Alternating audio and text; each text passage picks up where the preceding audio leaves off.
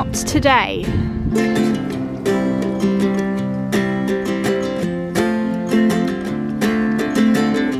Good morning, welcome back to my allotment diaries. My name is Emma, these are my allotment diaries. If you are brand new around here, I'd love for you to subscribe to my channel. It makes such a big difference when I see my subscribers going up. I know that I'm doing the right thing, I'm putting out content that you like, so I would just love for you to subscribe and then you won't miss anything.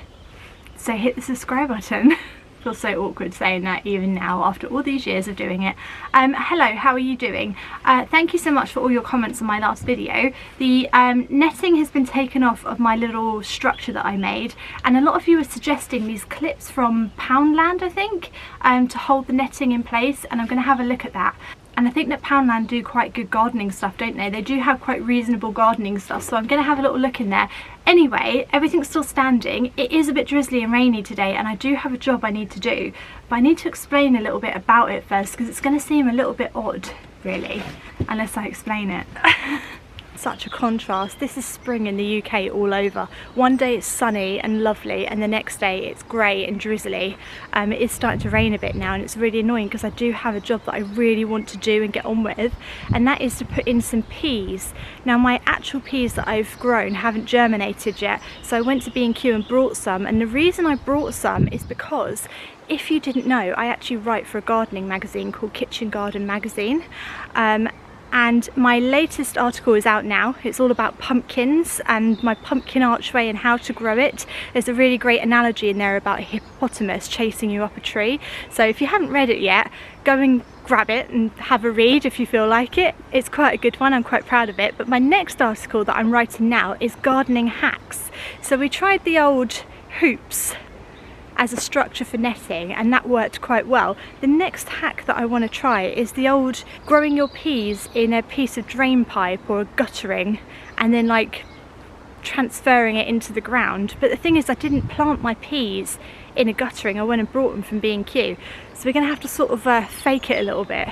But I know you can grow peas in a guttering, right? You can grow anything in anything, as long as it's got drainage holes. I always say that. As long as it holds soil and you can put drainage holes in it, you can grow in it. I do have a piece of guttering up here, so I know you can already grow in it. What I want to do is see how easy it is to transfer the peas from a piece of guttering into the ground, if it's as easy as what they say. Here's the guttering I was thinking of using. It's stuck to my shed though. I wonder if there's any more lying about. Look at all this. This is all at the side of our allotment plot. Terrible, isn't it? Terrible. It is London, so it is a bit of a dumping site. People tend to just litter. What's it called? Fly tipping. Why is it called fly tipping? There's no flies. But yeah, they fly tip everywhere, and it's bad because obviously it's a horrible thing to do, but it's also, sometimes it works in my favour because I can like save stuff and then repurpose it. I'm like a womble. The womble of the plot. Right, I obviously didn't get a screwdriver, so we're going to have to use scissors again to unscrew that guttering. Is there no more guttering in here? Really? Really? Just that, but that's not big enough. Okay, right, we're going to have to unscrew it. I know you're thinking it's a lot of effort just for an article, but you know, I take my job very seriously.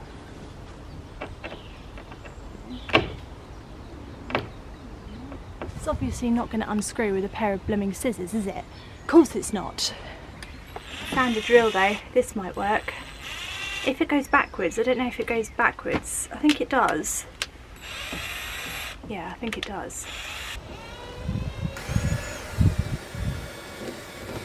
Blooming heck, look at that! I just got that out with a drill, an actual drill. Wow.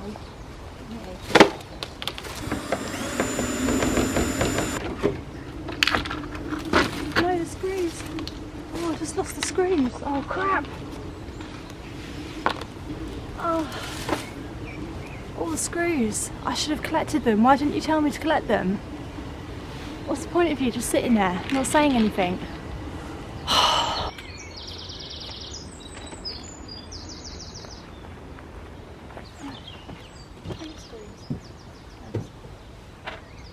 Fine, okay, that's fine. So, it's going to be quite a good, oh gosh, sorry. It's So it's going to be quite a good little experiment, I think. I think this will be interesting to watch because I've never done it before. I know it's a massive hack. We've now got our piece of guttering. Now we just need the space for the peas, and I'm thinking here. So I did have that TP ready for peas, but I do think it's too small. I think it'd be better used somewhere else. So we're going to get rid of that. There we go. I'll still use it, but I'll just use it somewhere else as something else.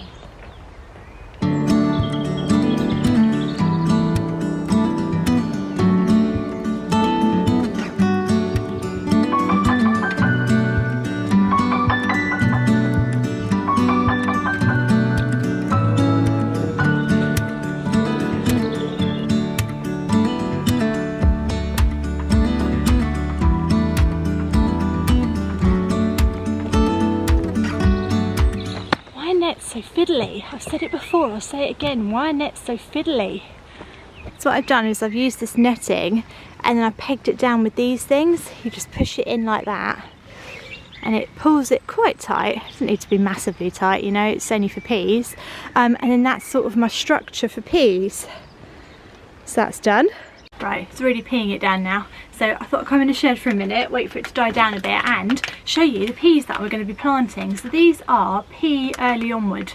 So they are the ones that I've sown at home. It's just the ones that I've sown at home. The first bunch got eaten by slugs and the second bunch is like that tall. So it's not ready to go out yet. These are £2. Brilliant, so good, such good value for money. You get so many in here.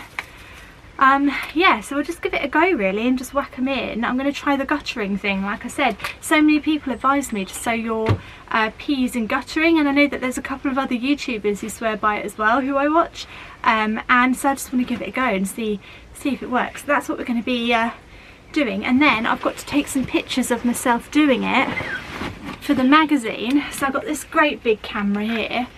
That's what I use to take photos for the magazine. I just have it on manual. No, on auto. I don't know what I'm doing, but the photos always come out nice on that, so that's what I'm doing. Oh, is it stopped? Is it stopped?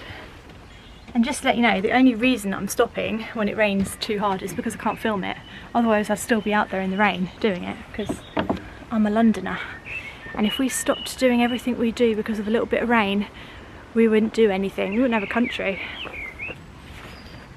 Obviously, if you were going to grow peas in this, you'd have to put drainage holes in the bottom of it to let the water drain. But you know, this is all for show. This is just to try it. This is just to trial and error it.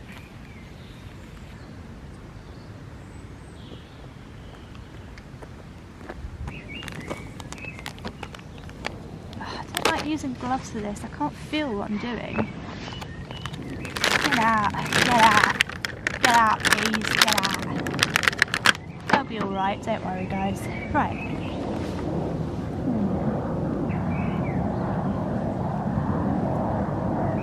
Right, they're in. They're in. So this is the first thing I've done at my plot that I faked. I've never faked anything at my allotment plot before. I'm not going to lie, I've thought about it. I've definitely put a lot of pressure on myself with these vlogs to get things right and have things growing. But like last year, I was so tempted just to buy a load of plug plants or like just fake it all. But I didn't. It's all very real what you see. This is how it is. This is it. It's happening, you know? So this is the first thing I faked. I say faked, I mean the actual experiment is real, you know? So it's not technically cheating, though I guess it kind of is. Anyway, we're doing it for this magazine piece. So if you buy it, you'll know. You'll know that this one was a little bit dodge. Right, I've just done all the photos for Kitchen Garden magazine. I think they turned out okay. Me just basically smiling and looking all profesh. And now we're going to get on with it and see, oh God, if it works. So let's dig a trench first. I think what we've got to do is dig a trench.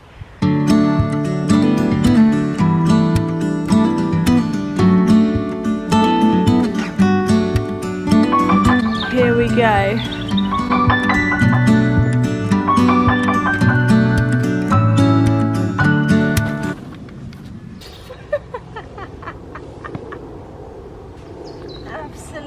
Useless. Look at that. Right, we're just going to get on and plant them in now because I think the poor peas are just like, what is this woman doing to me? Why is she doing this? Why did you buy me, woman? Why couldn't I go to a normal person's garden? Right, come on, you can all be planted in now. I know, it didn't work. Relax. Don't blame me, blame all the other gardeners that tell me it's, you know, that's how you do it. It's obviously not, is it?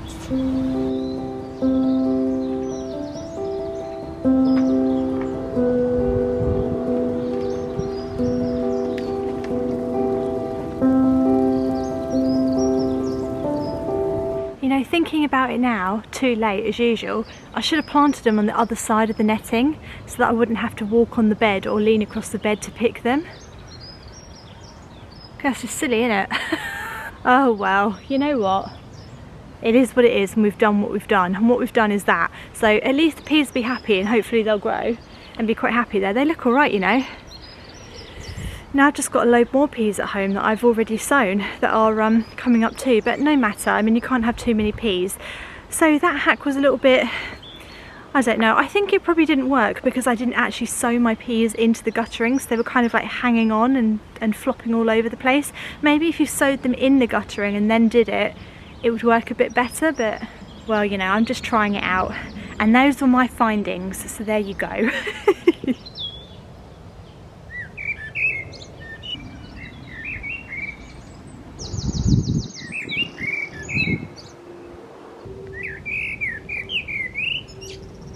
Right, I ran out of time the other day to show you a few things that are growing that I'm really excited about. I thought you might be interested in seeing it too, and if not, goodbye, see you next week. But yeah, I'm going to show you a few of the things that are growing. So this bed has become my current pride and joy. There's always a bed at the plot where I just think, you're my favourite bed, and then it dies and then something else becomes my favourite bed. But at the moment it's this one. It's this one, guys, because under here we have got all the parsnips coming up really well, so beautifully. I don't know what these are, the caterpillar tree things, we don't really want those in there. But yeah, all the parsnips coming up well, and then all the carrots as well. Can you see all the carrots coming up? Absolutely amazing, they're just doing so well. I can't believe it. Parsnips and carrots in the same bed, we're doing it.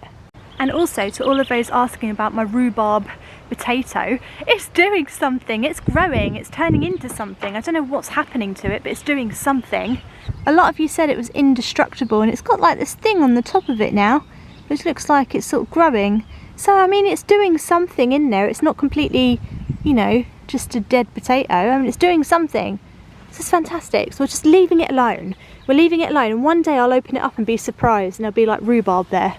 So we'll keep this all covered just because we still might get some frost, and also, I don't know, it's just my favourite bed at the moment, so I want to keep it, you know, alive.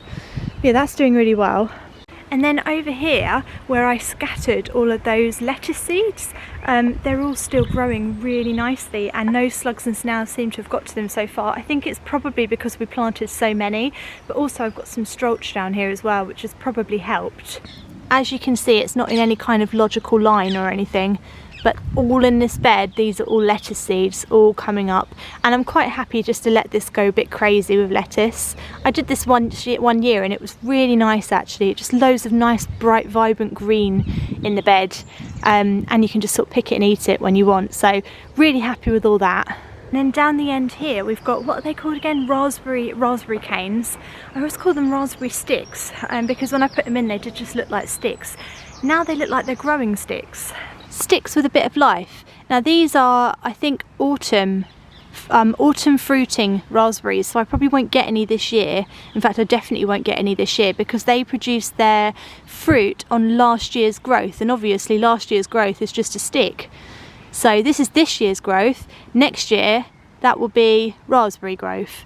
So they're a little bit more complicated than summer fruiting raspberries.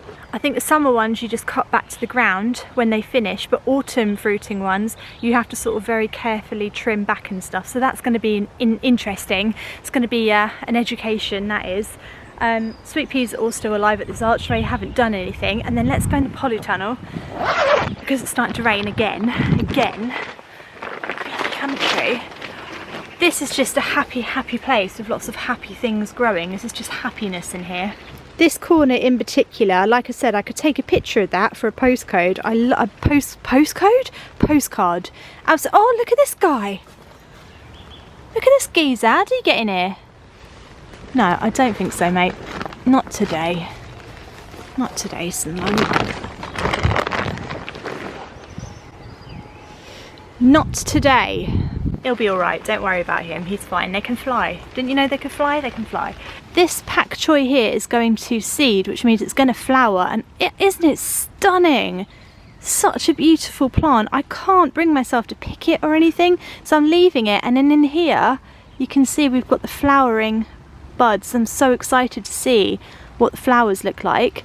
And then down here we've got all of our radish coming up, we've got our garlic, we've got whatever that thing is, and then over here we've still got all of our kohlrabi getting bigger and bigger and happier. So exciting. We've still got living leeks. They still look like grass, but they are still alive. Yeah, it's just so nice in here. So this year in my polytunnel, I'm going to have my tomatoes along one side, and then I'm going to have cucumbers on the other side. Tomatoes and cucumbers are actually something in the UK that is really hard to buy at the moment. So in the supermarket where I am, they never have tomatoes in, because I think they had all that problem with the weather last year and nothing's grown basically to be imported. So I'm going to be growing a lot of my own cucumbers and tomatoes this year. All I've done so far, guys, is put the seeds in the pots and they've started to grow at home. That's it. I will obviously do videos on tomatoes and cucumbers as and when I start to get them out, but that's not going to be for a little while because they love warm weather. Not this, not this. Well, I'm sure they'd like the rain, but not cold really. We're waiting for it to warm up a bit. There's more in here, there's more! Brought his little babies with him. No, no, just no, no. No! Cannot eat my stuff. It's been alive for so long. Bugger off! Surely these slugs and snails know how hard I work to try and grow stuff at this plot, and all they care about is their tummies. All they care about is staying alive. It's so unfair. It's so selfish. Why can't they just let me eat my own stuff? Why don't they eat weeds? That's what I want to know. Why don't they love dandelions?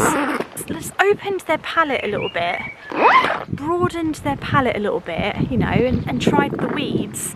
They'd have a feast every night. Grass. Why don't they like grass? So much grass around. They could just eat grass.